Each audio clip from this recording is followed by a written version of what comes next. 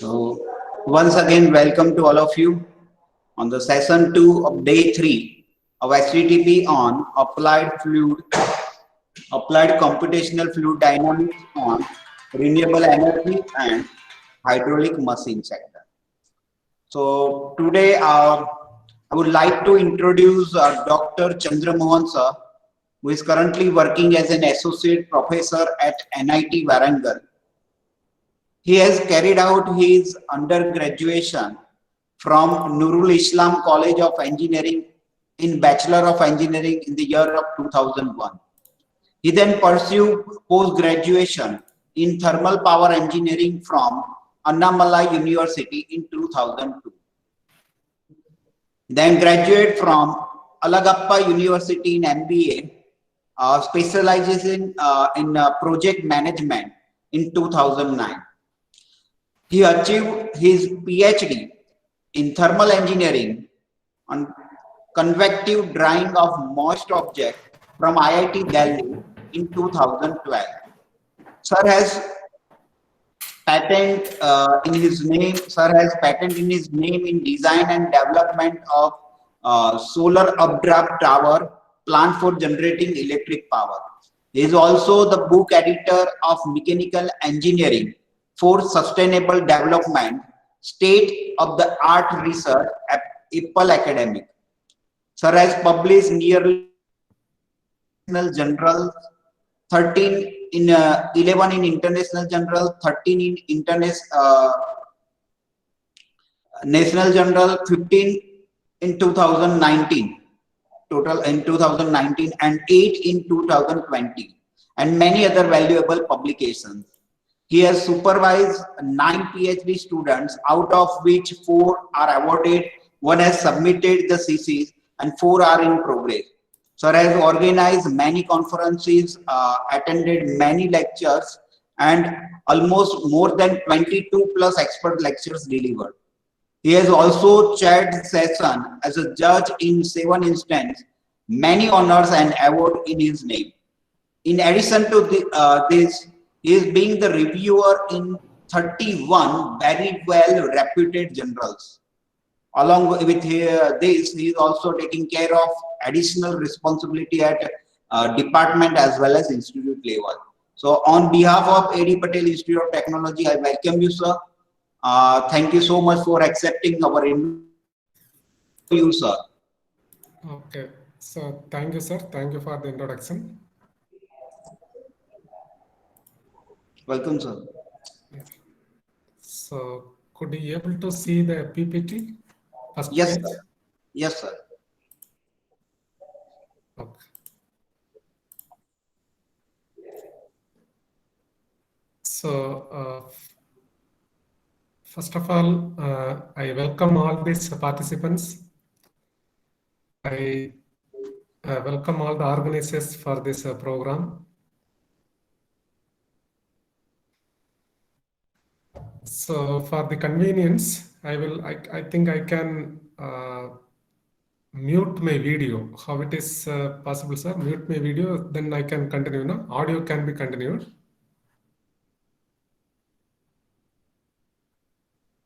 Okay, not a problem. I will continue with you.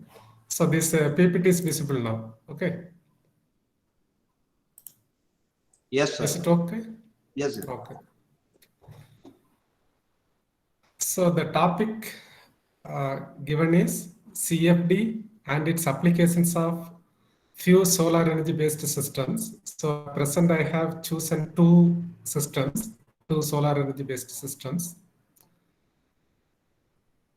So I hope that the title may be fit for this our applied computational fluid dynamics for renewable energy and hydraulic machine sectors. It's a HTTP program. Okay, so we will start this session. So first of all, we have to see how India is good to utilize this solar energy. So our India is doing exceptionally well to convert this solar energy. There are some states are doing very good, and there are some states are doing satisfactory, and the other states are also trying to capture the top positions. So here you can see the list is taken very recently. It's based on the March 2019 list. Maybe now the statistics have improved now. You see that there are some top states I am highlighting here. The installed solar plants in national and state-wise capacity. I have removed a number of states from here. I put only the top states here. So you can see the Karnataka is topping the installed solar plants. It's almost 6,095 megawatt in 2019. Maybe now also it is improved, but still, based on the statistics of 2019, I will propose the Karnataka is producing 6,095. And then the second one, who is the second one, second topper? Yes, you cannot believe the Telangana, it's a new state. It's formed just 6-7 years before, capturing the second topmost spot, 3,592 megawatt. And then Andhra Pradesh is, before the Andhra Pradesh, Rajasthan is doing fine, 3,226 megawatt. And then Andhra 3,085 megawatt. Gujarat is 2,440 megawatt. And then Tamil Nadu is also doing well, 2,575 megawatt. But anyway, once a time, the Gujarat is number one to use this solar energy. And nowadays, the other states also capturing the top post. And I wish the Gujarat again will be topping in this solar energy utilizations. Let's see the utilization of power. The solar energy is tremendous power and free power. Very long time onwards, we are trying to utilize the solar energy, but you can see just the last 5 years how much improvement in every state. See the Karnataka, which started from 77 megawatt to 6,000 megawatt. You just see how much improvement. Almost all the states. Gujarat is 1,000 to 2,440. So it's if you see the percentage wise, it's almost 1,000% better within the last 5 years. So that's why the entire India is always moving on the renewable sources of energy, especially the solar energy. From this table, we can get on that. And another one is the India is one of the very rich solar energy country, I can say, comparatively the all the countries, because we have the advantages of this equator, which gives a much solar intensity on Indian soils. Almost number of states are harvesting that solar energy. So still we can improve ourselves. There are a huge amount of solar energy can be retrieved.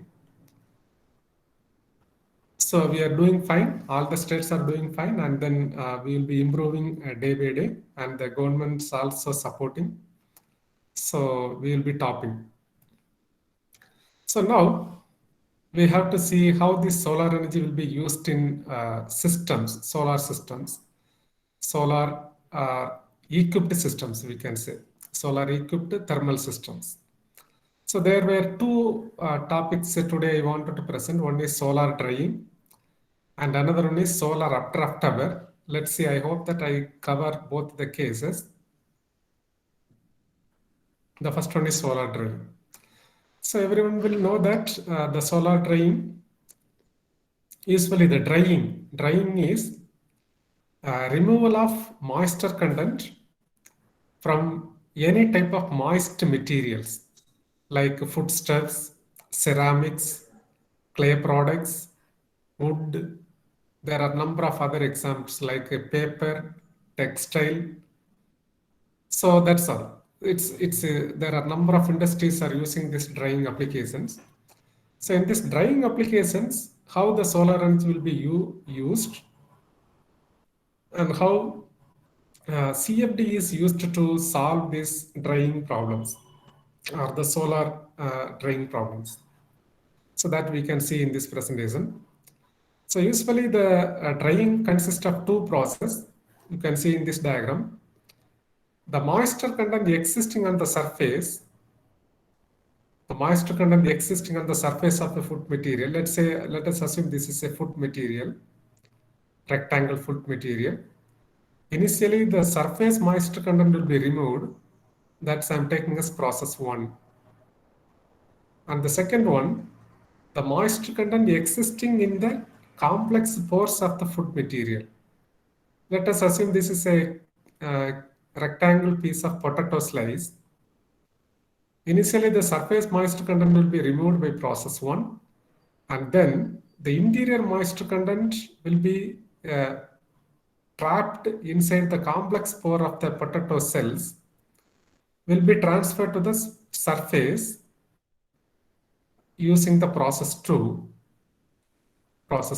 and then from the surface 1, again the moisture will be removed by process 1. That's why we are telling it is two processes involving on that.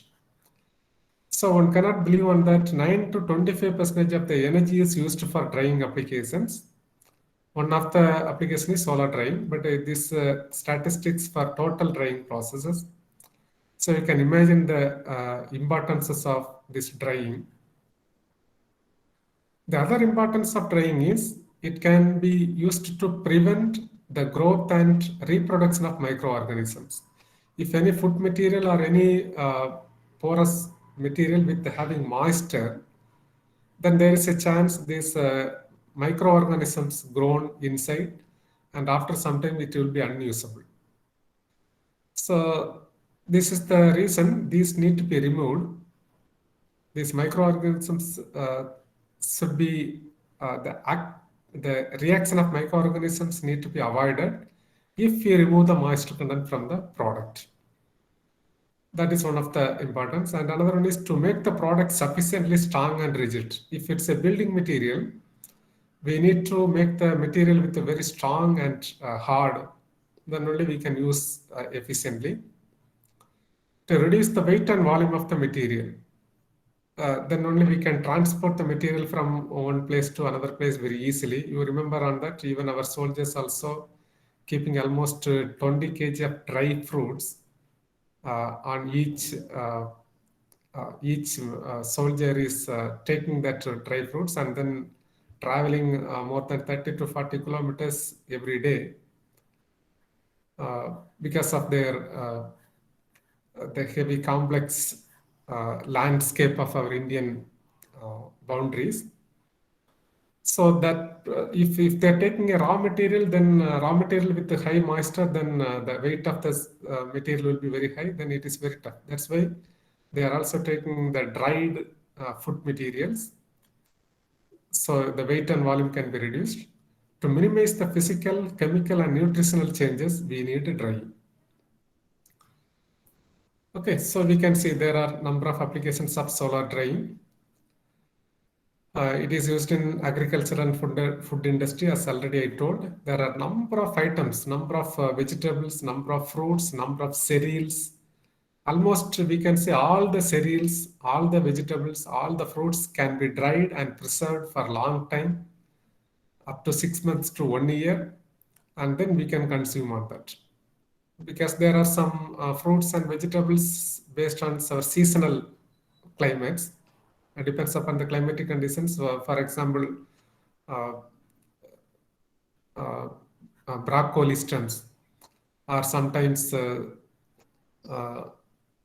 cauliflower. Okay, these are seasonal foods, but these foods can be dried and consumed year round if you properly preserve the material by using solar drying or any of the drying method. So here I have mentioned few of the materials, and then another one is bio oil industry. drying of peanuts, sunflower seeds, soybeans, rapeseed, canola, coconut, etc. So there are some pictures where given. You can see the fish drying process happened in number of places. So this is one of the method.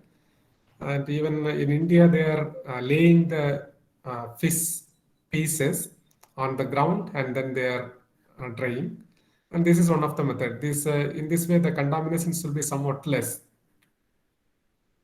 And this is the apple slices.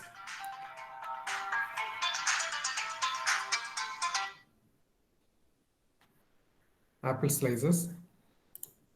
I request the organizers, if the call is cut, you please inform me through phone.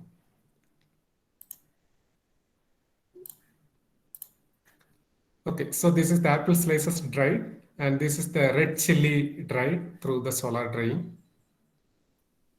So like that, there were a number of applications. Here I have mentioned a few applications. So we can see the solar drying is the process in which the ambient air is heated by solar energy and it is passed through the chamber where the sample is placed to dry. Okay, every solar drying process, there is a chamber will be there. We can say it's a drying chamber or drying cabinet. Inside the drying cabinet, we have to keep the food products and the air must be heated surrounding the food product. That heating can be taken with the help of solar energy. So there are a number of types of solar drying. One is this the open sun drying. This is the normal sun drying which we are using from our ancient people. Open sun drying. It is happened in almost all the corner of India. But here, this open sun drying, there are some disadvantages will be there because we cannot control the drying parameters here. It depends upon the climatic conditions, depends upon the solar energy. And also there are a lot of disturbances by animals, birds, and sometimes a sudden rain. So these things will be destroy the food product further, and sometimes it is unusable. If the food product is not properly dried, then its flavor, color also will be changing. Then sometimes the nutrients will be also getting affected. So that's why the open sun drying has some negativeness, but still we are using. But this is one of the open sun drying, and another one is the direct solar drying. So this is somewhat better than this open sun drying. Here you can see the food products are kept inside the cabinet and the solar energy will be collected through the glass plate. See the top, there is a glass plate. And then the solar energy will be directly transmitted on the food material and the food is getting heated and then losing its moisture. So this is the second one, direct cabinet method. The second one, whatever we have told the disadvantages in the open sun drying, everything will be avoided in the second part, the cabinet dryer part. But again, here we are facing some other problem that the food material color will be changed.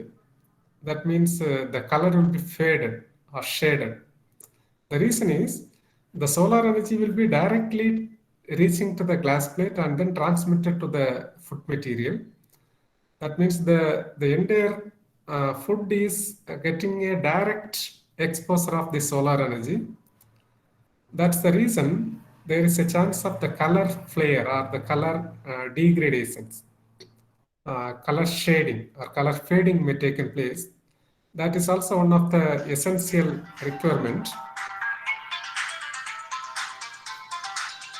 1 minute, sir. Sorry for the disturbance.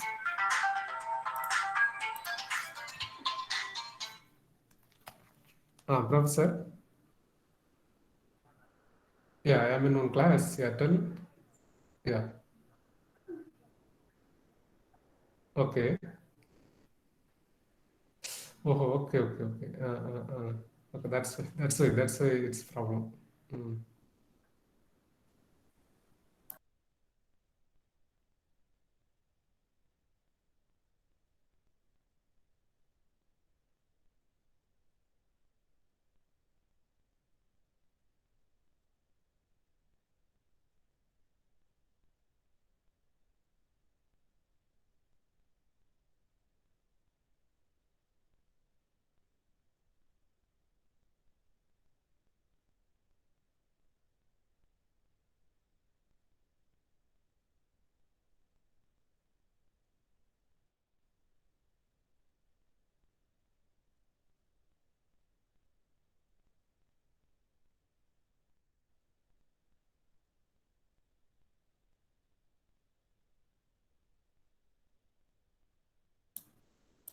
Sorry, I have got a call from Dean Faculty Welfare.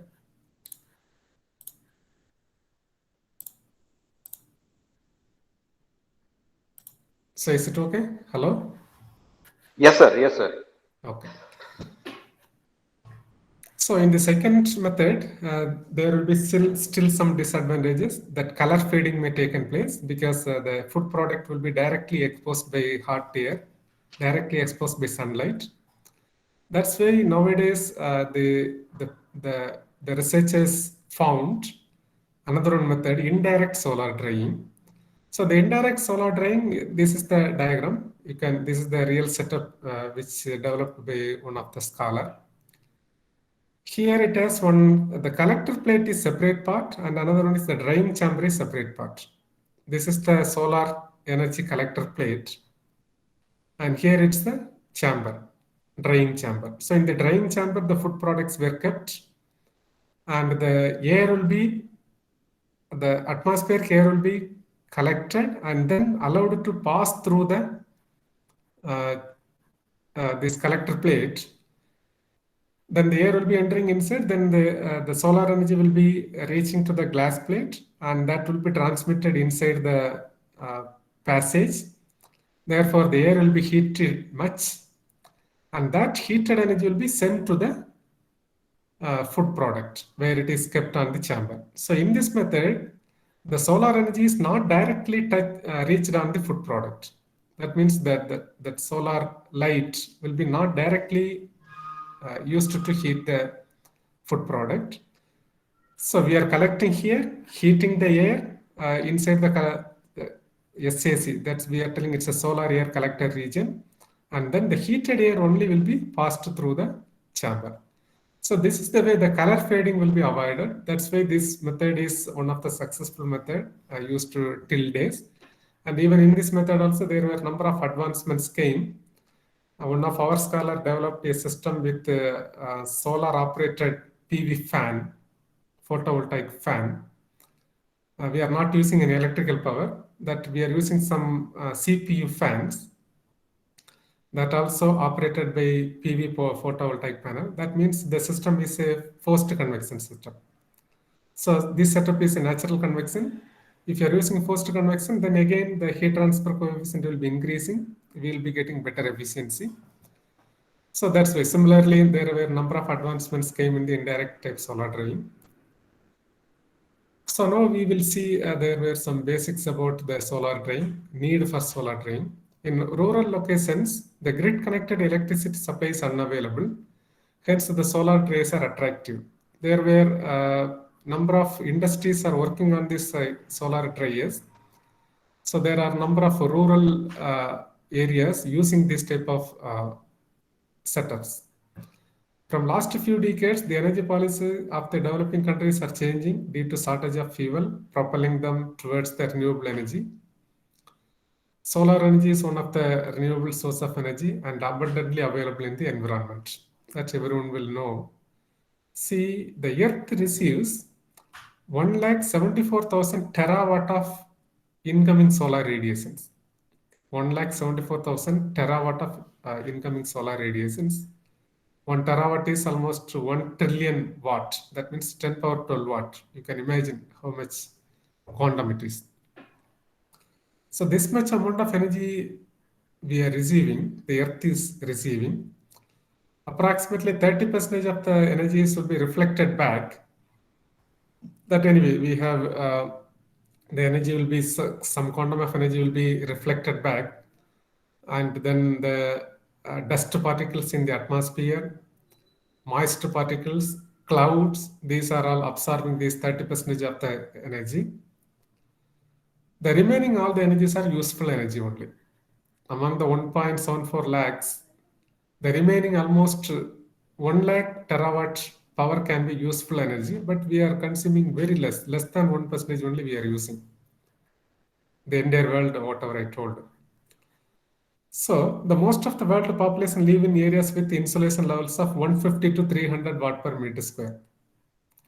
Okay, so that's why I told India is lucky.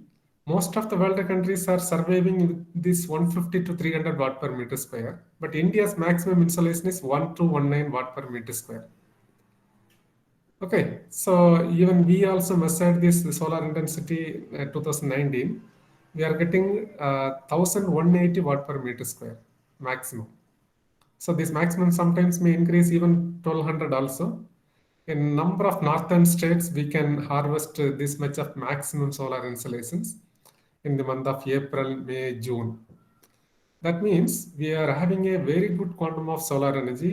We can tap in any of the way. We no need to believe any of the other energies if you are properly working on this solar energy instruments and solar energy systems. So this is the setup we have developed in our NIT Warangal. It's an indirect type solar dryer. As I told, this is open sun drying. This is direct or cabinet solar drying. The third one is the heavily advantageous one, indirect solar drying. So we also developed one. Here it consists of two parts. One is the solar air collector part, and this is the drying chamber part. Solar air collector part, and this is the drying chamber part. The solar air collector here at the inlet, there is a chance of the air can enter inside. And then the bottom, we are keeping the collector plate. That means normal glass plate. It will collect the solar energy and then transmit it inside. When the air is flowing, the air is getting heated. And then bottom, we are providing the solar energy absorbing surface. Solar energy absorber surface. Here we are using copper plates with black coated paint, because the copper is a material will absorb a huge amount of heat energy, and that heat energy can be used to again heat the air. So this, if you are keeping this heat energy storage copper plate, even sometimes after the sunset also, even after 5 p.m. also, we can run the setup. Another 2 hours or 2.5 hours, we can run the setup, because the heat energy stored inside the copper plate can be used to transfer the heat to the air. Therefore, the heated air will be always maintaining, and then this is the drying chamber. So here in the collector plate, there is a passage between the copper collector plate and then the glass plates. Here in this diagram, you can see this is the transparent glass cover, and this triangle corrugated copper plates are provided here. So in between there is a passage. So here the air can enter inside. The air will be getting heated, and then the heated air will be entering inside the drying chamber. So this is the drying chamber. The drying chamber we can design as per our demand, as per our requirement. The present system can store up to 5 kg of fruits or vegetables or whatever the materials. You can increase the size also. So according to that, based on the calculations, the collector plate also need to be resized. So inside the drying chamber, we are keeping proper plates or trays, we can say. The trays were kept inside, and maximum we are keeping 5 trays. In this diagram, we are mentioning only 4. 5 trays were kept inside in this setup. And then on the trays, we can keep the slices of food materials. So the fresh air will be entering inside, getting heated because of the solar air heat. And that heat energy will be flown through the drying chamber, and then finally the food products will be getting heated, and then it is losing its moisture, and then finally the air will be going out. So this is the setup we developed in NIT Warangal. So how these solar dryers, the solar drying problems can be solved successfully with the help of CFD. That is our main motto of this presentation. Anyway, there are some CFD main procedures were given. Any type of problem, whether it's a solar drying problems or any type of problems, first of all, we have to understand the physical principles acting on the solar drying. Drying is actually, it's a simple heat and mass transfer problem. Okay, the product is getting heated, then it's a heat transfer. Once the product is getting heated, then always it's losing its moisture, but it is happened simultaneously. The heat transfer and mass transfer is happening simultaneously. Any food product or any moist material, any brick, any building materials, the product will be getting heated and then losing its moisture. So that's why it's a simultaneous heat and mass transfer process. That physical principles need to be identified, understood, and then only we can go for a mathematical form of the governing equations.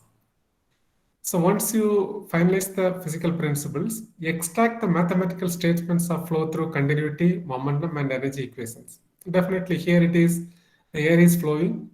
Then we need to get all the basic flow equations, continuity, momentum, and energy equations, because the air is moving and also carrying with the heat energy. Therefore, these three equations need to be solved. And also one of the word called delineations, maybe you remember delineations. Initially, if you select one mathematical governing equations, that governing equations cannot be fit for a particular drain problems, solar drain problems.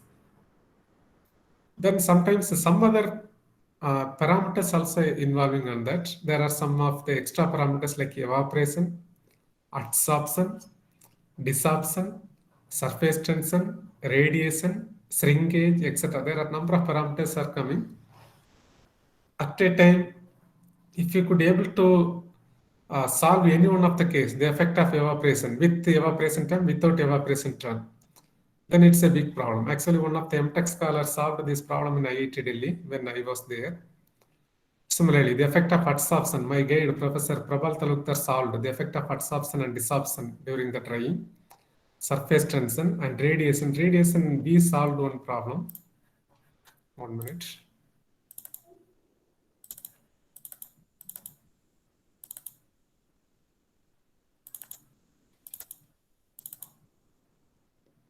Yeah, this is our recent publications. Effect of radiation heat transfer in convective drying of Cranberry. Numerical solutions of 1 and 2 dimensional heat and mass transfer comparison of results. So could you able to see this PDF? Hello? So anyway, so this is the way the effect of radiations can be identified. So if you could add all those parameters in a single problem, sometimes you cannot able to solve the problem because the problem is somewhat a very jumbo type numerical problem. It's tough to solve it, but at the same time, any one or two can be clubbed. So here we have solved the radiation cases, and then we could find on that if you are considering the radiation problem, radiation heat transfer, then what is your final output? If you are not considering, what is the output? Usually in this paper, we suggested on that we have to consider the radiation heat transfer while solving any problems. You see, this is the moisture content of the food material.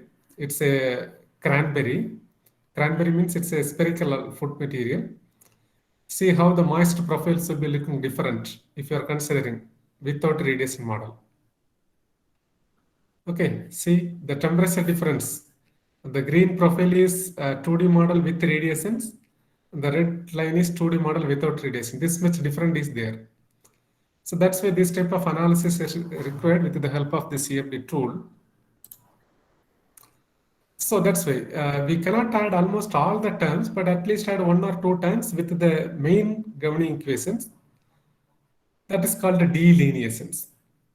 That means initially we are selecting a approximate governing equations, and then we are trying to identify the other parameters, and that also can be added with the main governing equations. And then the final governing equations may be appropriate governing equations for the particular problem, particular drying problem. That's why it is called delineations. Incorporate the appropriate boundary and initial conditions. Select appropriate numerical method and discretization techniques. There were a number of numerical methods: finite difference method, finite volume method, finite element methods, number of other numerical techniques. Now we have to solve the governing equations. So now the problem whatever we solved is, most of the times we are assuming the heat transfer coefficient. That is also one of the important parameter in the drying problems. You know what is heat transfer coefficient? It is a surface property. It's a surface property. When two mediums are involving, then only the heat transfer coefficients are coming into the picture. Solid with the air, or solid with the liquid, or liquid with the air, or liquid with the solid. Then only there is a chance of, or vice versa. Then only there is a chance of this heat transfer coefficients will come into the picture. For retrieving the H value, we need a CFD simulations. Okay, let's say you wanted to try a rectangle object. So could you able to follow me?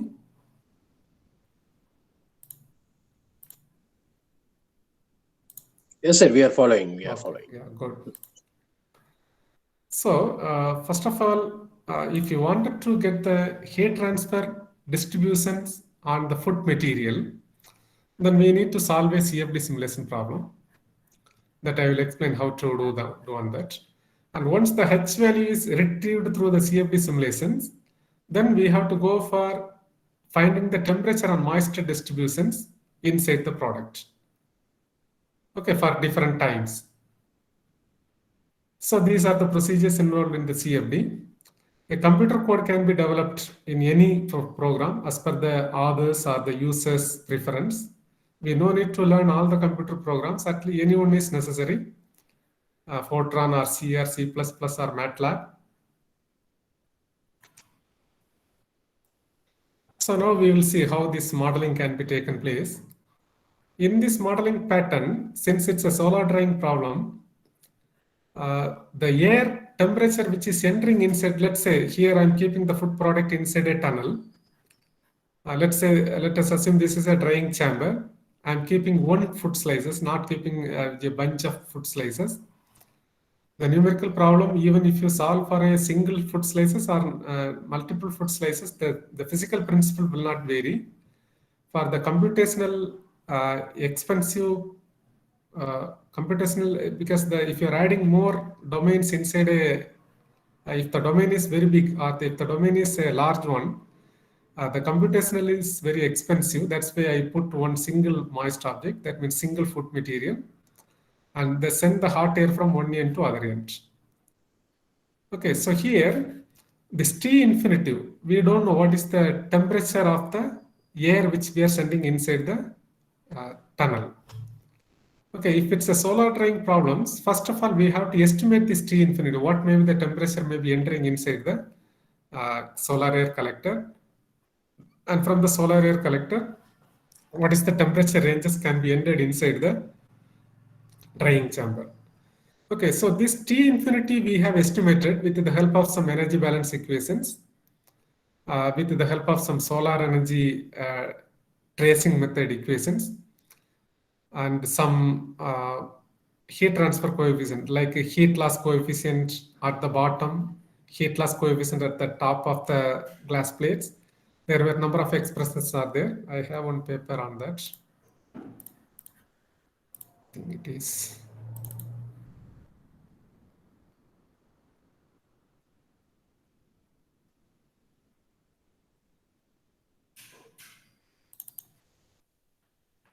Yes, this is a numerical model for drying of spherical object in an indirect solar dryer and estimating the drying time at different moisture level and air temperature. It is International Journal of Green Energy, Taylor and Francis. So here, how this temperature can be finalized, this T, the T value. The T value is finalized to 3118 Kelvin to 348 Kelvin. So for that, we are doing this much of energy balance equations by considering the energy balance for glass cover, energy balance for absorber plate, and then the heat removal factor FR, and then the overall heat transfer coefficient U double dash L, equivalent diameter DE, Nusselt number, the heat transfer coefficient at inlet and outlet, calculation of top and bottom loss coefficients, and then finally using a collector efficiency factor F dash, and finally we are getting the TFO value. These some simple procedures, some handwritten calculations we can do, and then we can solve this expression, and then we could be able to find the maximum temperature is 348 Kelvin. 348 Kelvin means it's a 273 minus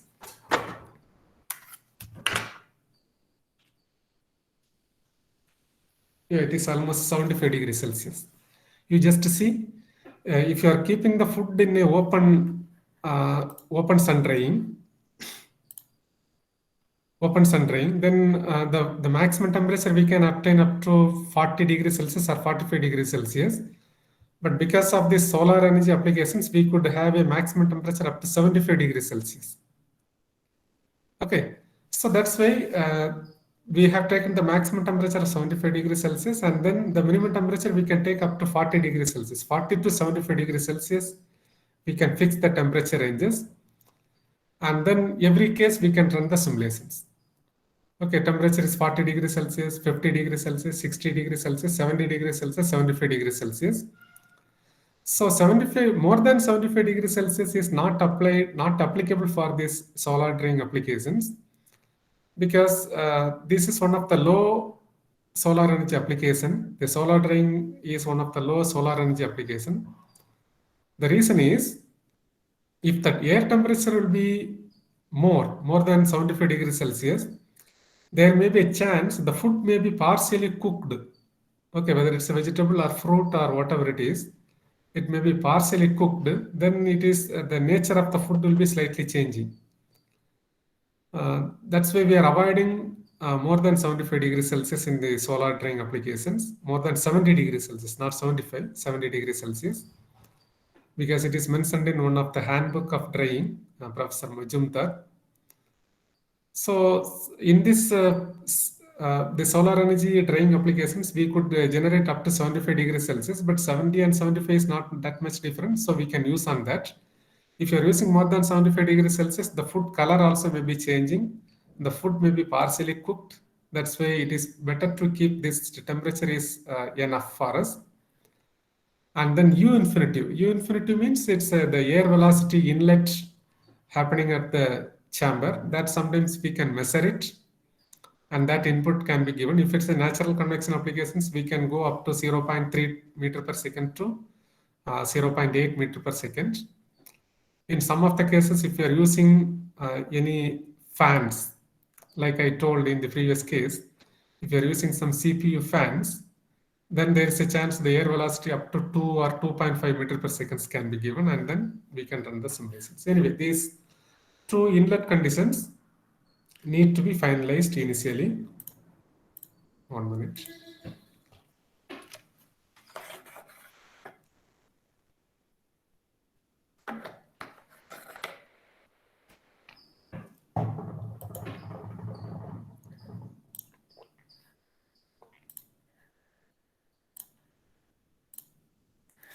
If you fix these two inlet conditions, then the problem can be solved. Here I have taken the tunnel as 0.45 meter, 0.1 meter, and 0.1 meter height. And that food material must be kept 30% of the distance, 30% of the distance from the inlet. That's why I'm keeping the food material here. These are some CFD constraints. Based on that, we have kept the food product. And then we are trying to solve the equations. I told the continuity equation need to be solved, momentum equations need to be solved, and then energy equations. Okay, so we need to find the heat transfer coefficient on the surface of the product. Why we are finding this heat transfer coefficient on the surface of the product is because if you are assuming with the constant heat transfer coefficient, there is a chance we will be getting the erratic solutions, because we also tried a similar case. I have one publication also. So if you are trying with the constant heat transfer coefficient, then we will be getting the erratic solutions. So if you are finding a spatial distributed heat transfer coefficient, then we can get a exact solution of convective drying. I think.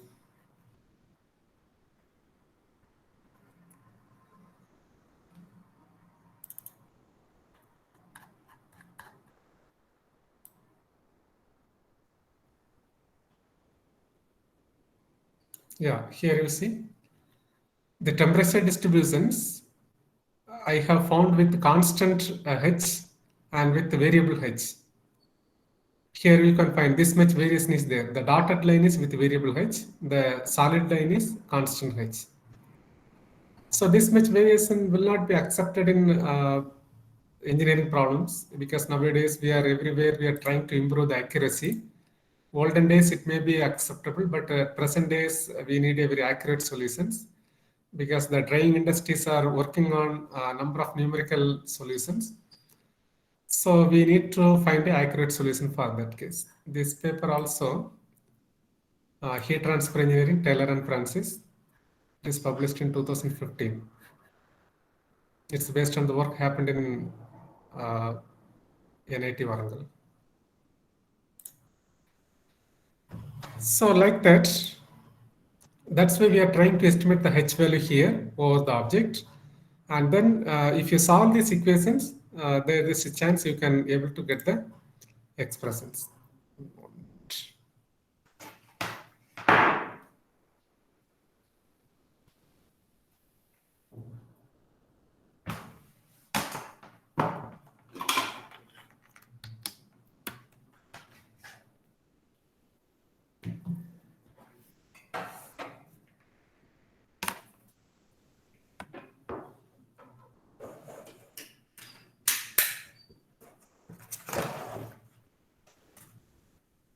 Okay, sorry.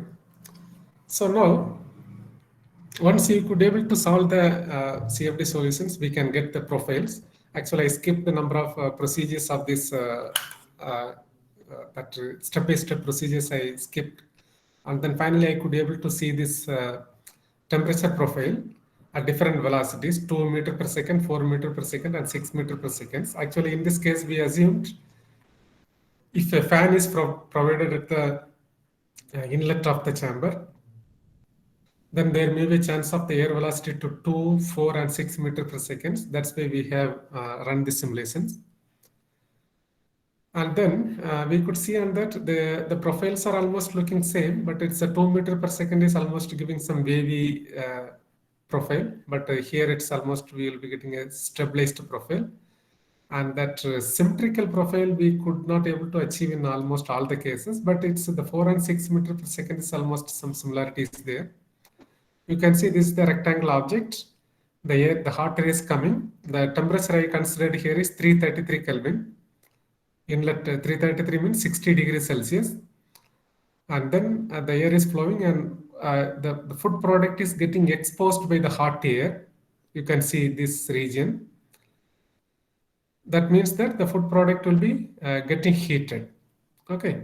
So here, if in the surface, if you apply the principle that convection equal to convection on the surface, that means the Q is equal to minus K into dt by dx equal to H into T minus T infinitive. That is the convective boundary conditions on the surface. Then by using the existing conditions, we can able to retrieve the value of H, heat transfer coefficient, that we will see in the next case. So this is the velocity condor. How the air velocity looks like in this case. So now we have got the H profile on different surfaces. See, then most of the time I told if it's a rectangle object, rectangle food product, most of the time people will be assuming H is equal to constant. Let's say H is equal to 10 watt per meter square Kelvin. But in this case, you can see the H is varying within different cases. The surface facing inlet, the H value is varied from 50 to almost 85 watt per meter square Kelvin. At outlet, the maximum is around 45 and minimum is around 10. The bottom and top surfaces and front and rear surfaces almost giving similar values, similar trend. But the maximum is around 210, let's say, 210 watt per meter square Kelvin. Okay, anyway. The heat transfer coefficient is always varying with respect to every nodal points. That's why it is not good to assume a constant H value. So through these estimations, we could able to find on that this H value varied this much in case. It is varied from 200, maximum of 200 to 10 watt per meter square Kelvin. Okay, so this is the mass transfer coefficient. The heat and mass transfer coefficient is almost a similar concept, but this unit of mass transfer coefficient is meter per second. That means the moisture transfer per unit time. Okay, so now once you get the heat and mass transfer coefficients, now our next agenda is we need to find the temperature and moisture distribution inside the food product. Okay, so that one I have not done with the CFD simulations, CFD softwares, ANSYS I have not used, but at the same time, I have written a computer code that is called the computer code Fortran 90, F90. There I have to solve the energy equation. That means the conduction energy equations and then moisture energy equations.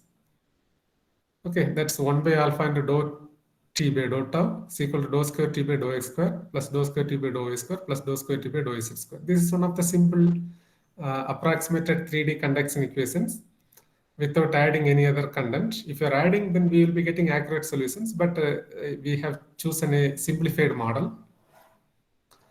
And the 3D mass transfer equation also similar case. Instead of T, I am using capital M, moisture content.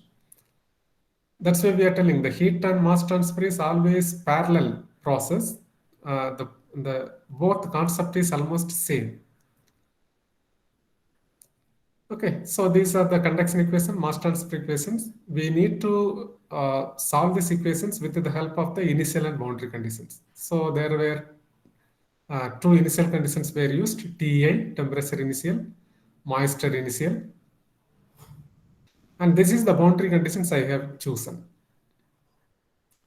Okay, that means the how much amount of heat will be convected to the food product that need to be conducted to the food product inside. Similarly, how much amount of moisture will be removed from the food product, and how much amount of heat will be added to the system. Like that, this convective heat transfer boundary condition is used, and then the problem is solved. Okay, so since it's a three-dimensional case, we need 6 boundary conditions. If it's a one-dimensional case, we need 2 boundary conditions, 1 initial condition, since it's an unsteady problem. If it's a 2-dimensional case, we need 4 boundary conditions, 1 initial conditions. If it's a 3-dimensional case, we need 6 boundary conditions. There were few assumptions were given how the heat and mass transfer is modeled. And here, this equation, this is the conduction 3D conduction equation, and this is the 3D moisture equations. These equations can be solved separately. That's not a very big issue. This can be solved separately and can be found the temperature distributions. Similarly, mass transfer equations also can be solved separately, and then the moisture content can be estimated. That is not a very big issue, but at the same time, the drying problems, all the solar drying problems or even other drying problems also, the heat and mass transfer is a simultaneous process.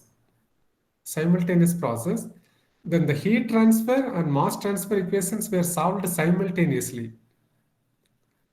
Okay, simultaneously. Okay, if you wanted to solve the simultaneously, then how these 2 equations can be clubbed together? Okay, for that we are using one. We have found one relations that's called Arrhenius equations. Most of the mass transfer problems, most of the drying problems is solved by using this Arrhenius equations. That is D is equal to D naught of exponential of minus 1119 by temperature.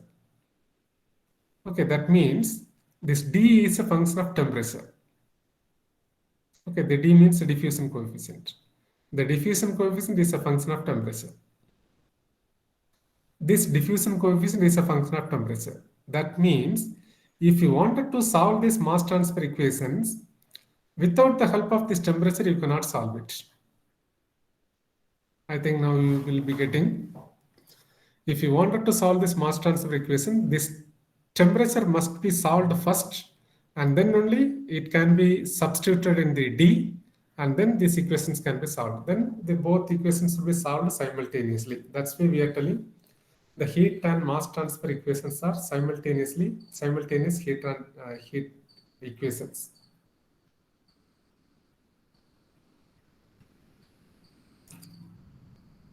Okay, so that's why this problem is little complex. Though the model is a simple model, I'm not adding any extra terms here. But the complexity is increased because the two equations were clubbed together and then only can be solved.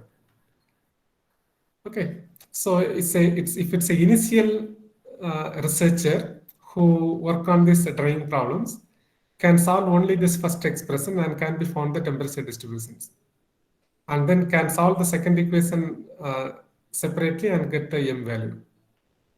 And then you can think how can we club together, and then you can get some idea how the both equations can be clubbed in a single computer code, and then simultaneously temperature and moisture distribution can be get on that.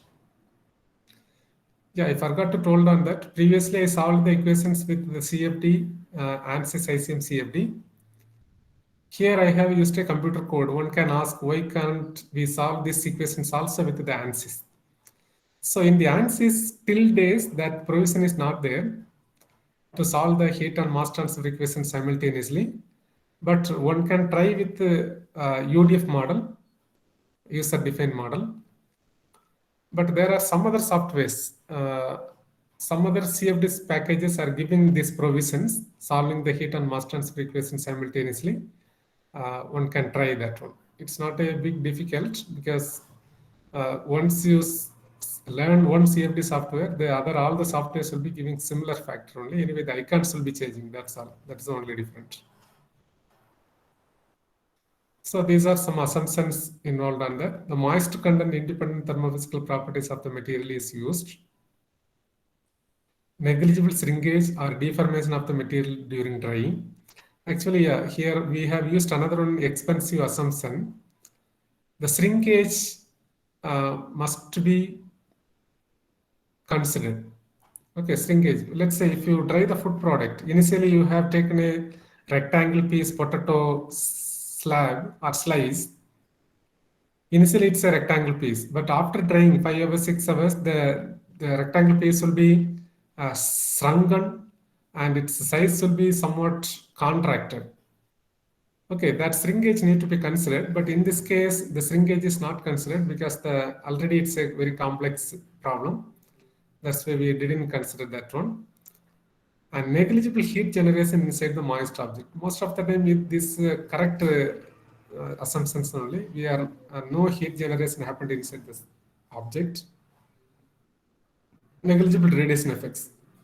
Okay, the radiation effects also will give some impact. Just now it's shown on publication. So this also need to be improved, then we can get accurate solutions. So in this case, we are not taken care of all those cases. And then few of the other procedures were given. A Fortran 90 code was written. 3D governing equations are discretized by finite volume method, central difference scheme. Time discretization by fully implicit scheme. Implementing heat transfer coefficient by convective boundary conditions. And also we are using one expression, HM is equal to H into DAB LEN Lewis number power n by Ka, thermal conductivity of air. This also the relation between the H and HM. If you could able to get the heat transfer coefficient, then you can able to get the mass transfer coefficient by using this expression. So like that, these are all some basics about the tool which we are using, software tool, and then the physics involved in the drying problems. And finally, the temperature dependent diffusion coefficient is involved, as I already explained. Solving the heat and mass transfer equations simultaneously, getting temperature and moisture distributions inside the product. Okay, so again, the discretization procedure, I don't know how many are interested in this, the CFD procedures. I'm skipping this slide. And finally, I could be able to get the temperature distribution inside the product.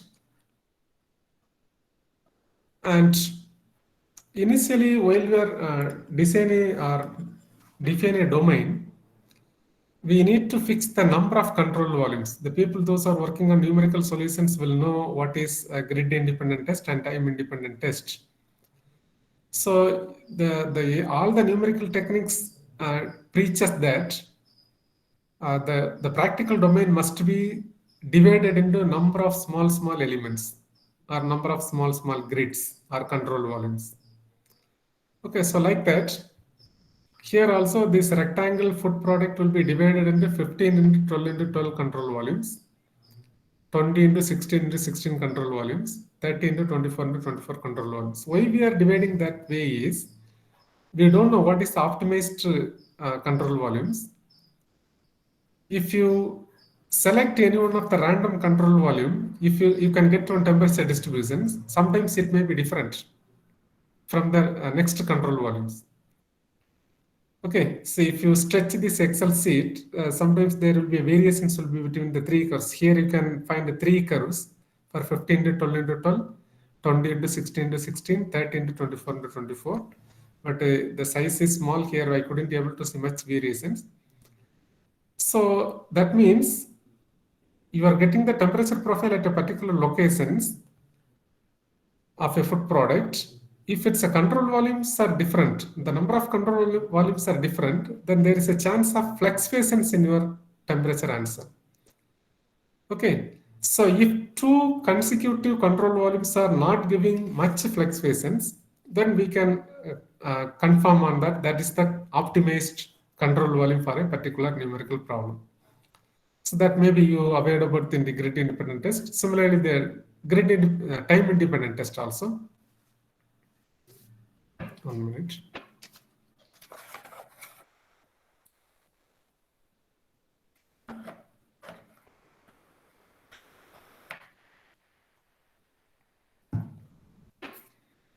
Similarly, the time independent test, I'm getting the temperature distribution of a food product at a different distance along the x-axis from 0 to 4 centimeter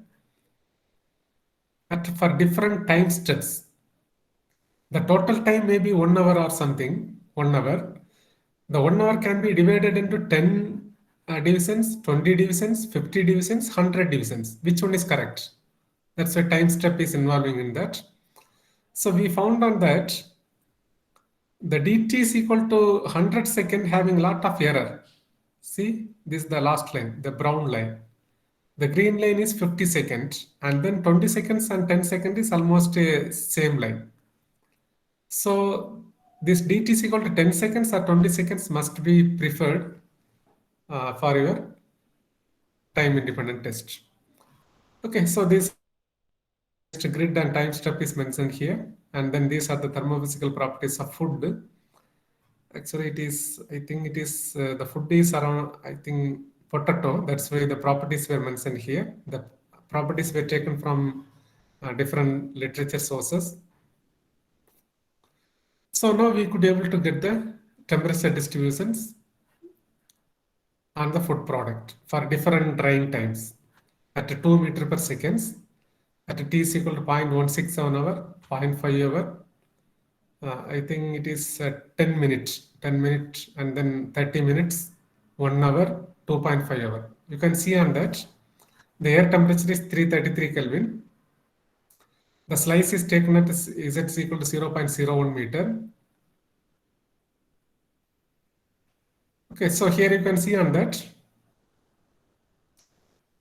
the temperature is always increasing inside the product when the drying time is always increasing. Okay, so I should move fast since we are reaching the time.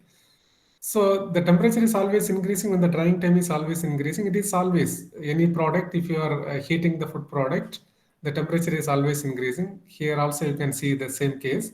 At 2.5 hour itself, you can see the 333 Kelvin is almost reaching to the food product throughout the food product. Okay, that means the food is getting heated uniformly. And then for the same case, what is the moisture transfer? Okay, this red portions will be higher moisture content region and the outer portions will be lower moisture content region. In the first chapter, I explained you process 1, process 2. The moisture content on the surface will be eliminated in the initial case, and then that is called the process 1, and then the interior moisture content will be transferred to the surface, that is called the process 2. Okay, here you can see very perfectly see the theorems, whatever I explained in the first chapter. So in the outer surface having lesser moisture content, inside it's a higher moisture content at 1.5 hour. At 5 hours again it is reduced, inside moisture content is removed much. At 10 hour, a huge amount of moisture is removed again. At 15 hour, you can see the minimum amount is almost 0.4 kg per kg of dry basis, and the maximum is around 1.5 only. Okay, so this is the way the moisture can be removed in the drying process. Like that, there were number of plots were given. Effect of temperature on different velocities. Effect of drying of V. Okay, this is for a rectangle food product. Similar case we dried for one-dimensional spherical object. Okay, spherical object. Then we have to take the spherical governing equations, boundary conditions. The same temperature dependent diffusion coefficient I am using.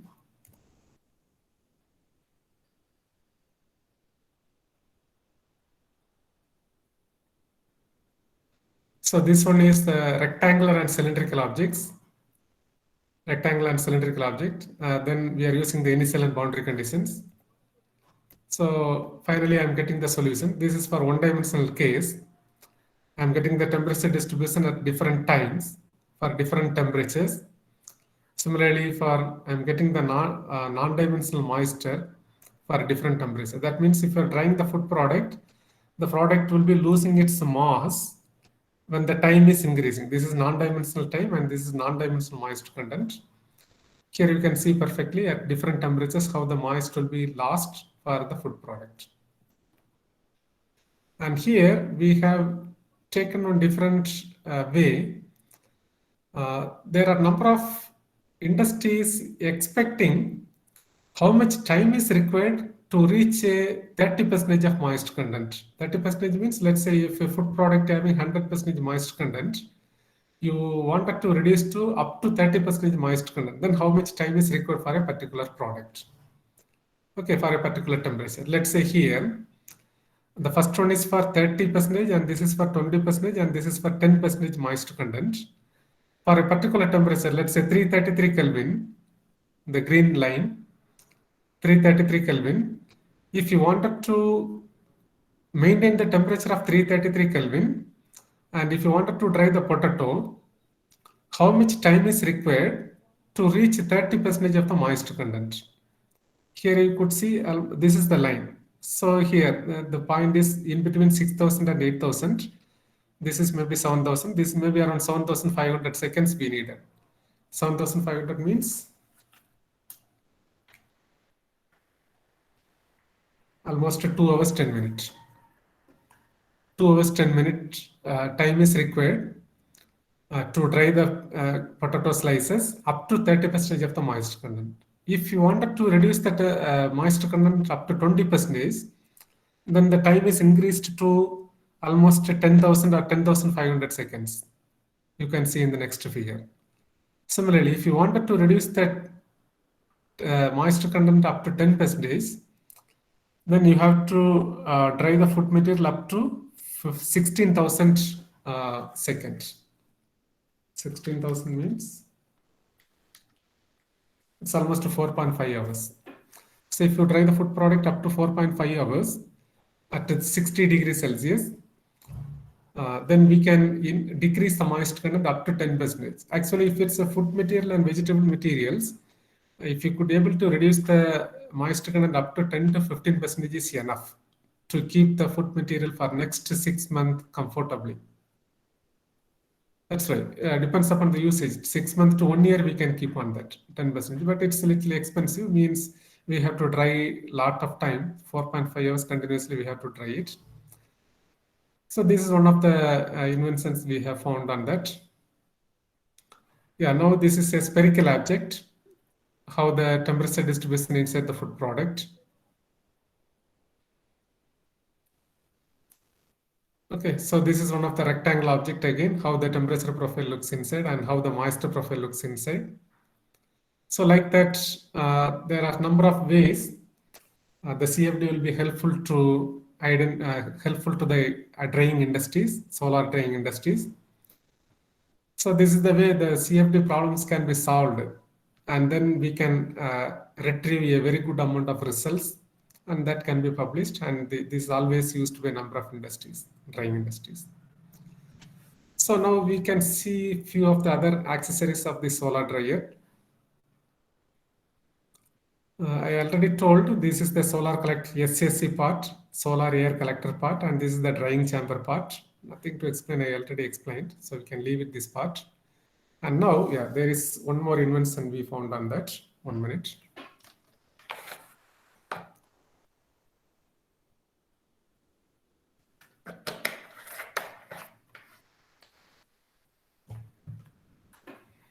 Actually, here this is a solar air collector. So could you able to follow me? Hello? Yes, sir. Yes, yes, sir. Okay. Yes, sir. So I can take another 15 minutes, you know? Okay, I will try to complete. So now, here there is a solar observer plate we are keeping here. I told it's a copper plate, which is coated by black paint. And that copper plate can be kept as a flat plate or such type of a corrugated plate. Corrugated, this type of triangle corrugated plate. Okay, or maybe a pulsed shape, this much of pulsed shape, or we can say it's a square shape. Which one is efficient? Okay, this is one of the simple fluid mechanics concept here. If here there is a air passage, the air is flowing inside. If the plate is if the observer plate is flat plate, the air is simply going and then the air is getting heated and then entering in the drying chamber. There is no problem. But the performance wise, if you see on that, if the air is flow on a corrugated plate, then there is a chance of the air will be moving like in zigzag way and touching on this edge of this corrugated surface and then capturing huge amount of heat energy than the flat plate. Okay, that means it's almost like a air turbulence is noticed on this region. The turbulence heat transfer. If the turbulence increased, then the heat transfer coefficient will be increasing. That we found on that, and then we made our setup according to this triangular corrugations, and we developed a square-shaped corrugations, and that result is published sometimes. It is by this one, 18th paper. It's a Journal of Clean Air Production.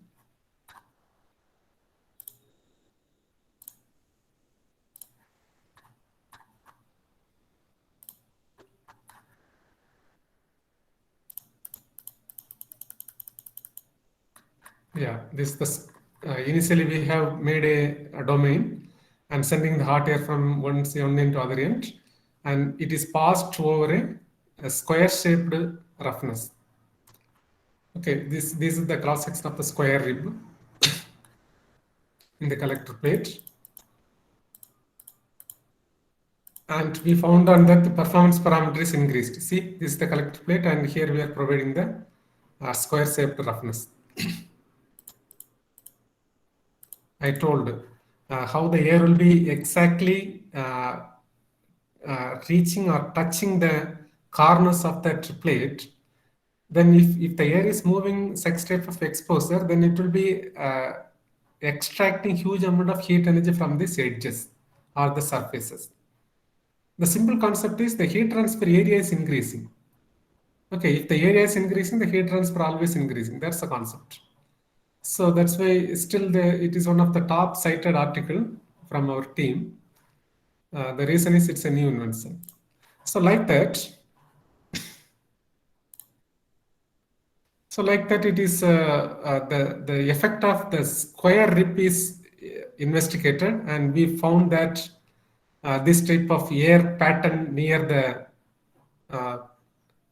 pulses or near the square shaped pulses, and because of that, yeah, here we have the varied the P by E value. P by E means here you could have able to see P means the distance between the two consecutive edges, and E means the height of the rib, P by E. And then we could able to optimize the P by E for the particular problem, and then we could suggest a solution. In that paper it is mentioned. I didn't take much data from the paper. And another one is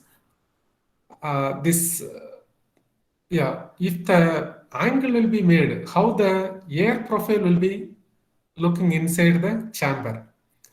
Let's say here it's a flat plate, flat absorber plate, and here it's a triangle absorber plate. How the air profile will be better inside the drying chamber. That is also important because you can see on that if the flat plate is provided, then the hot air will be moving in this way. There are some regions will be that not much temperature. See, the blue region is around 300 Kelvin only, but this region is around 345 Kelvin in this region. This region is only 300 Kelvin. Therefore, the food product which we are keeping inside that chamber cannot be dried uniformly. Therefore, it's one of the failure. In that case, it's not failure. We have to physically change the trays in the location of the tray frequently. Then the problem will be solved. Otherwise, it's if you are not touching the setup, then the final product also will be some unusable product may be reached. That's why this need to be identified where the unaccessible temperature region. These regions will be low temperature regions. If you are providing with the triangle region, there is a chance that area, that blue region will be somewhat reduced here. See, this much areas will be reduced, this much area will be reduced. That means the blue area is always be reducing if you are providing with the triangle corrugations.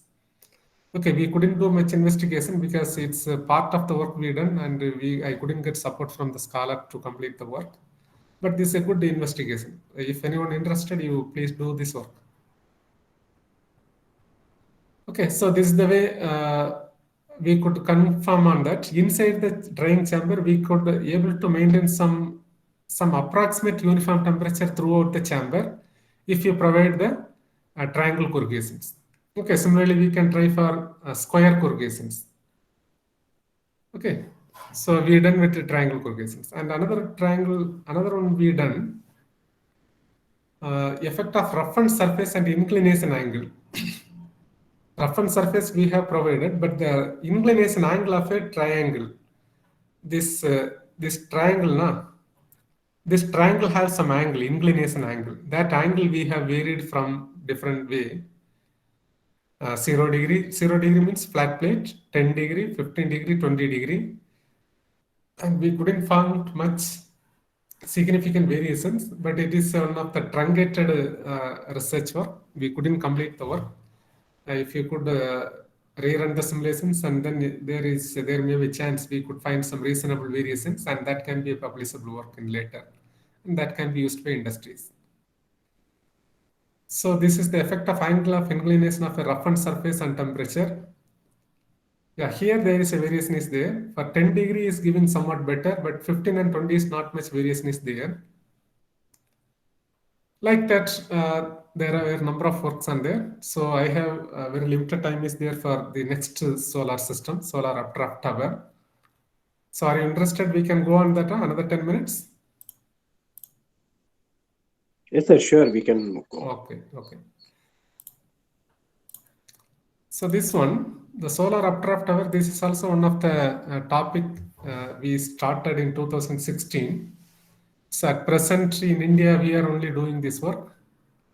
And the work was already started in Manzanares, France in 1980s, and they developed a big plant, and that plant is collapsed after 5 or 6 years. And at present, there is no real setups, but we have developed one setup recently. First of all, I will explain this concept of the solar updraft tower. So here, this is a solar updraft tower. It's a circular setup. Yeah, this is the setup you can see on that. The bottom, we are providing a collector plate. The normal glasses were kept inside, like a canopy is formed here. Okay, so here we are providing some air inlet. For the fresh air is entered inside. Once the fresh air is entering inside, the air will be getting heated inside this region. Then what will happen? When the air is getting heated, the density will be reduced.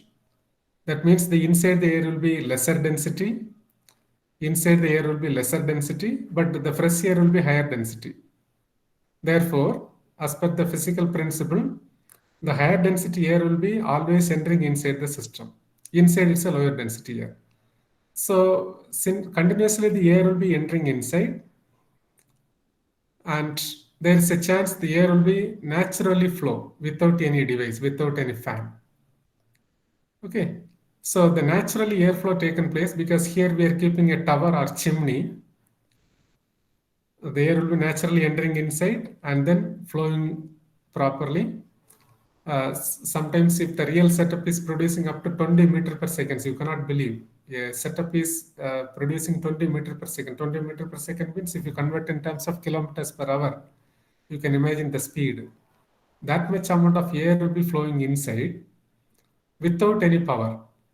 No, we are not using any electrical power or any auxiliary sources. Simply the solar energy will be heating the air and the air will be flowing inside the setup. Okay, so if the setup will be very large one, then we can maintain up to 20 meters per second. Here we have developed a setup in NIT Warangal. We have developed 2 setups. And here we could be able to see up to 5 meters per second. And since it's a small setup, the height is up to 6 meters. So even in the solar dryer, sometimes I explained, even in the forced convection setup, we need to keep some solar fans or for solar photovoltaic fans. Then only we can generate up to 2 or 4 meters per second. But here in this setup, we are getting 5 meters per second air velocity without using any power. So that's why the system is nowadays attracting this energy field. So here, how it will be generating the power? Okay, the air will be entering inside because of the buoyancy effect, because of the density variations, and leaving to the top of the chimney. So if you are keeping some turbine inside, in this place, here in this picture, I am providing at this region, or sometimes in this region also, this neck of the setup or the entrance of the chimney, there is a chance this turbines will be rotating. Okay, if the turbine will be rotating means it's a mechanical power. The kinetic energy flowing into the air, the kinetic energy can be converted into mechanical energy because the turbine is rotating, and that mechanical energy can be converted into electrical energy or can be stored or transferred. Okay, so this is the way the electrical energy can be generated from the solar updraft tower. So this setup consists of, in the bottom we are providing some wooden panel. You can see here you can see some wooden panel. And after the wooden panel, we are providing some energy storage materials. Energy storage material, we are not using any chemicals, but we are using the natural sand, because sand itself is energy storage material. Concrete is energy storage material. Rock is energy storage material. So those energy storage material we are keeping inside. Here we are using the sand and rock mixes. You can see on that.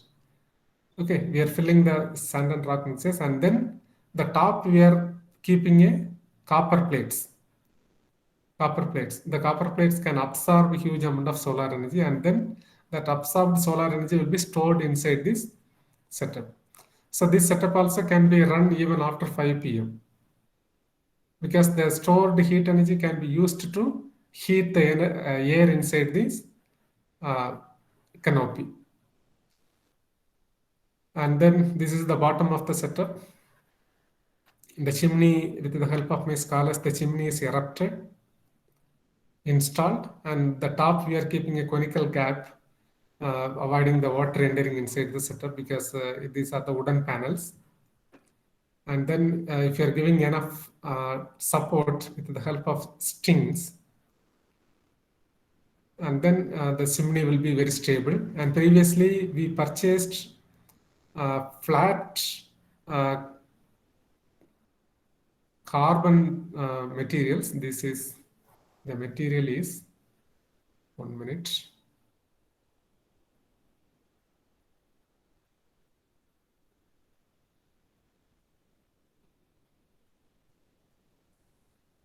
I forgot the correct material. It is one of the Perspex or plastic material. What is the chimney material? Vishnu, what is the chimney material, SUT chimney material? Polycarbonate, okay, sorry, that polycarbonate material, flat plates were purchased, and then the flat plates were ribbed or made into a cylinder, and that each cylinder will be connected with straps, steel traps. Where it is mentioned, yeah, here it is, steel straps. Then it's look like a cylinder because making such type of a 6 meter long cylinder is single cylinder is somewhat tough. But here we are making that cylinders, and then finally we made the setup. It is one of the toughest setup we have made from my experience. So this solar updraft tower is a renewable energies power plant for generating electricity from low temperature solar heat. The sunshine heats the air beneath very wide greenhouse. Whatever I told, the example, everything, whatever I told will be explained in this theory. Commercial investment may have been discouraged by the high initial cost of building a very large novel structure, the large land or area required, because the real plant in Mansaner's plant is the chimney height is around 194 meter. Could you imagine 194 meter chimney? It's almost 200 meter chimney, 200 meter height of chimney. So such type of a complex structure is difficult for us. This is one of the disadvantages of this SUT plant. And also the collecting area is also, we need almost 3.5 kilometers or 4 kilometers diameters. You just imagine 4 kilometer diameter collecting area. This collector area required is almost 4 kilometers. At present it is only 3.5 meters only. You just imagine 4 kilometers diameter. So if you made such type of a plant, it is very worthy. We can generate a very good amount of power. So that's why this system is somewhat attracting nowadays. A few prototypes have recently been constructed and projects are being proposed for parts of Africa, USA, Australia, and even there are some other Middle East countries also, like Iran, Saudi Arabia also, they are developing their own setup. But the setups, whatever they are developing is less than the size of the setup, whatever we have developed. But still, we are working fine on that. So now there were different types of solar updraft towers. One is the divergent types chimney. Divergent, if the chimney is somewhat diverged, then we are taking it's a divergent. That means the cross section is gradually increasing with respect to height. That's a divergent type. If the cross section will be contracted or decreasing with respect to height, then it is a convergent type. And there were some chimneys were found with the converging divergent type. Initially it is converging, and then it is diverging, because in each case, because of the each case individuality, there were some advantages and disadvantages. That's why people tried in different way and then trying to retrieve the electrical energy. So this problem also can be solved numerically, and we have solved a number of problems and almost produced more than 15 publications in this solar updraft tower. For the sample case, I put only the temperature profile, pressure profile, velocity profile here. So we can solve a number of problems on this CFD. Anyway, the CFD is one of the essential tool needed for our renewable energy sources problems. And we can solve any type of problems with this ANSYS or any type of CFD packages. Okay, at present, these are the tools we have used. I put only some major tools: ANSYS SMCFD, Fastest 3D, TechPlot 360. TechPlot is used to retrieve the output figures, and some curve fitting tools also used. Fortran, MATLAB codes were used to write the computer codes. If any doubt, you please.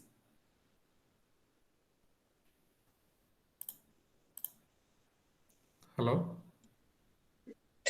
Sir, Yes. I am Raju Murugu. I have one doubt regarding that solar drying collectors. Okay. Instead of that means corrugated triangular plates, you said that you tried with the square plates, right, sir? Okay. Square profiles.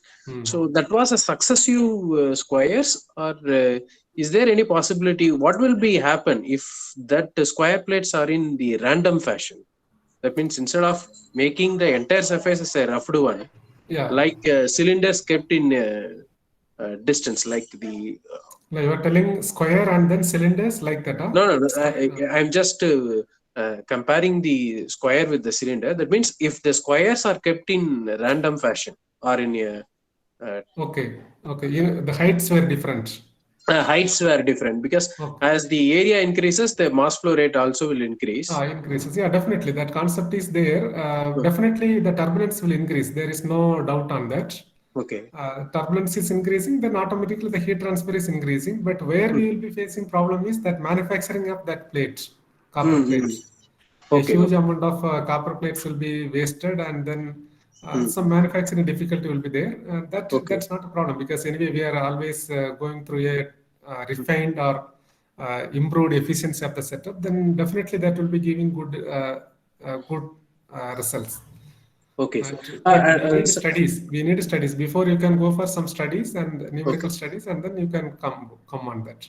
While you are going for a sex type of studies, you have to compare with the flat plate with the sex type of plate. Yes, obvious. Triangle with, then we can get that comparison. I don't have sex type of data, but definitely those data are useful if you do that. Okay, and one more thing, in solar updraft tower, you placed the garvel, that means that the stones and pebbles, Yeah. Similarly, why can't we dry in a dryer instead of going for a copper plate? If I plate pebbles, sand pebbles on the flat plate, that will also enhance the performance, right, sir? Will it have?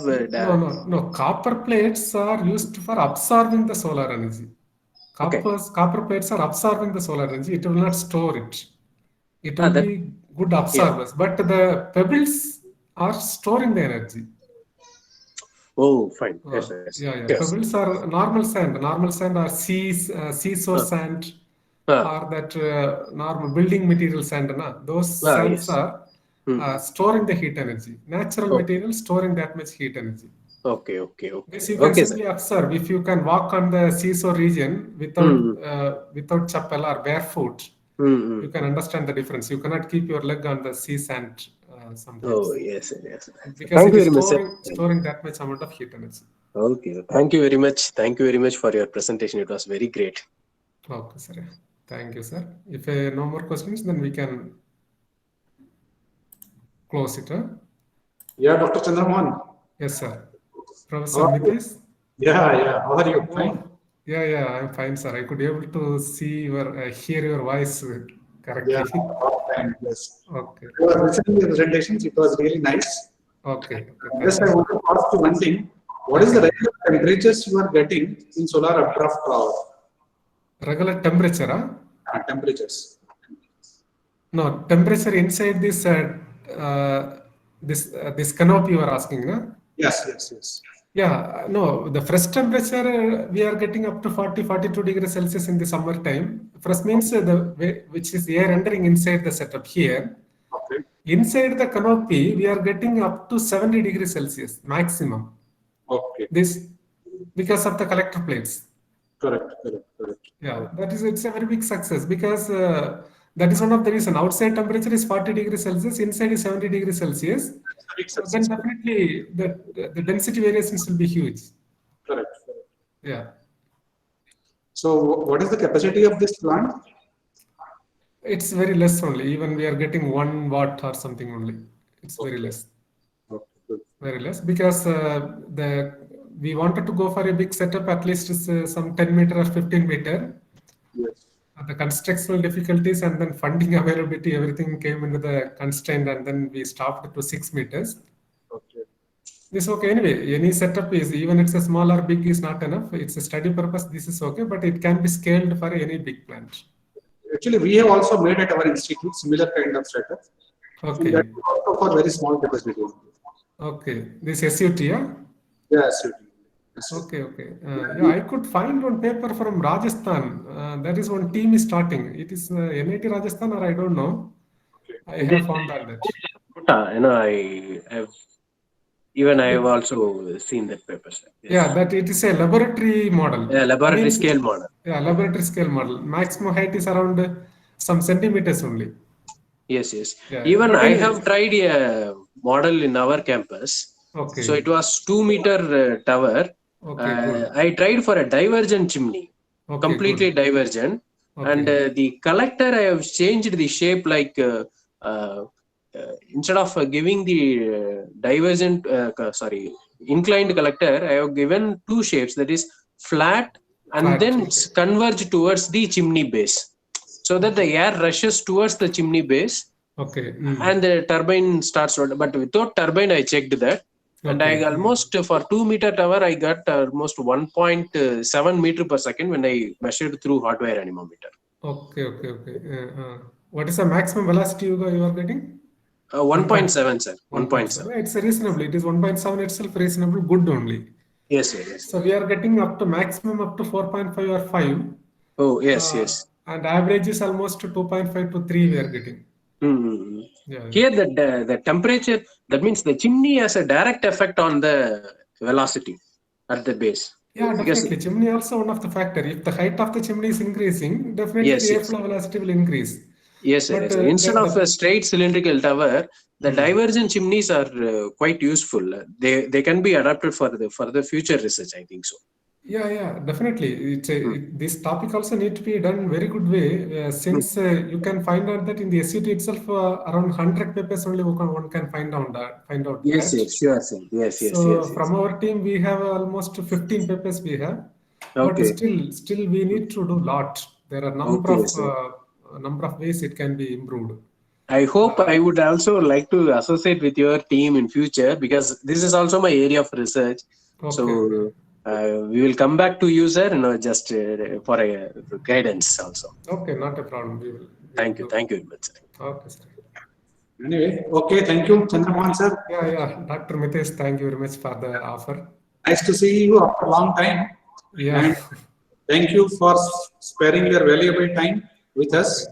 Okay. And it's really great presentations, and you had explored a lot of new areas, and convective drying also I remembered, and we are working together. Okay. All things you have explained very nicely. Okay. So really enjoyed it. Thank you very much. Yeah, thank you. I thank the organizers, Dr. Mitesh and Dr. Bhaumik also, to give this opportunity. I also very enjoyed. Thank you very much, sir. Thank you. Bye. Bye. Thank you. Thank you.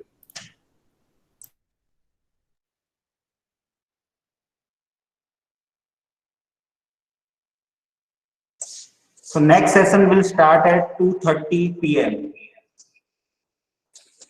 Thank you, everyone.